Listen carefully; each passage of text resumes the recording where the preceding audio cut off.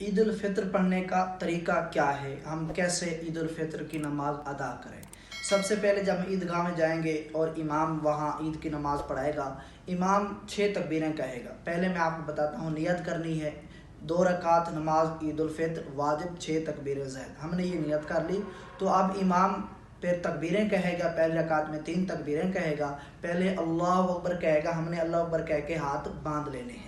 اس کے بعد ہم نے کیا کرنا ہے، پھر امام ثنا پڑھے گا، ثنا پڑھنے کے بعد امام 3 تکبیریں کہے گا۔ سب سے پہلے تکبیر ہم نے اللہ اکبر کہہ کے ہاتھ چھوڑ دینا ہے، پھر ہم نے اللہ اکبر کہہ کے ہاتھ کانوں تک اٹھا کے ہم نے پھر چھوڑ دینے ہیں، پھر اب تیسری تکبیر میں اللہ اکبر کہہ کے ہاتھ کانوں تک اٹھا کے ہم نے ہاتھ باندھ لینے ہیں۔ پھر اس کے بعد امام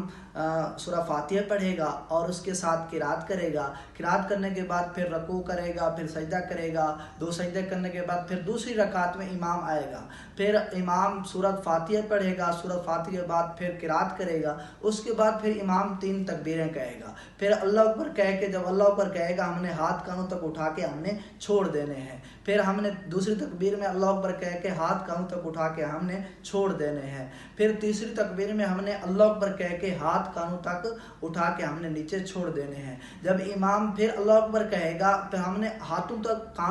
اپنے ہاتھوں کو کانوں تک نہیں اٹھانا، بلکہ ہم نے سیدھا رکوع میں چلے جانا ہے، پھر اسی طرح ہم نے سجدہ کرنا ہے، 2 سجدے کرنے ہیں، پھر ہم نے سلام پھیرنی ہے۔ یہ ہے عید الفطر نماز پڑھنے کا طریقہ۔